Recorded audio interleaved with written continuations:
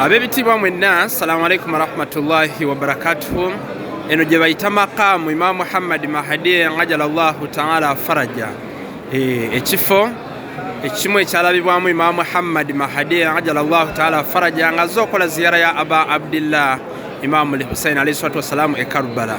Kiri mabega wa haram ya Fadl Abbas alayhi salatu wassalam, era kino ekifo kiri mu makati wa haram ya Fadl Abbas ne River Euphrates mu makati wano.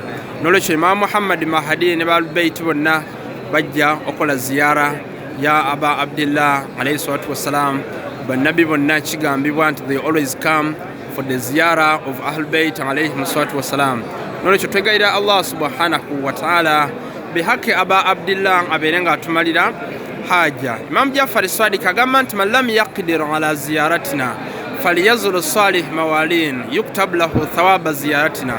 Obanga tulina busobozi kubeera ng'olambula Aba Abdillah ebifo ebirala ebya Ahlul-Bayt alayhi salatu wassalam, osobola okubeera ng'ogenda n'olambula omwagazi wa Ahlul-Bayt agobeera Ahlul-Bayt empeera zikuwandiikwako.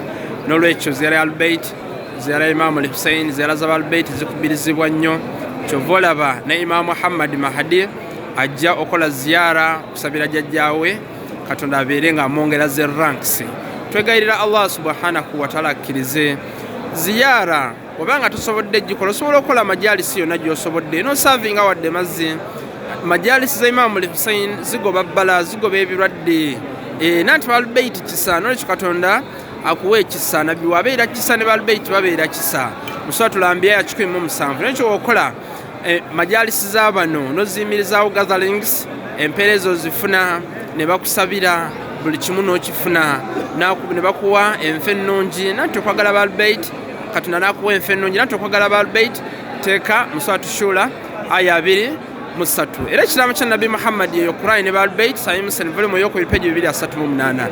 Twegayira Allah tutte nga ffenna twagala Ahlul-Bayt era nga tubagoberera. N'olwekyo eno bagiyita maqaamu Imam Muhammad Mahdi ajalallahu ta'ala faraja, we yalabibwa ng'azze okola ziyara ya Aba Abdillah alayhi salatu wassalam ng'eri Karbala behind haram ya Fadl Abbas era beside River Euphrates. Wassalamu alaikum warahmatullahi wabarakatuh.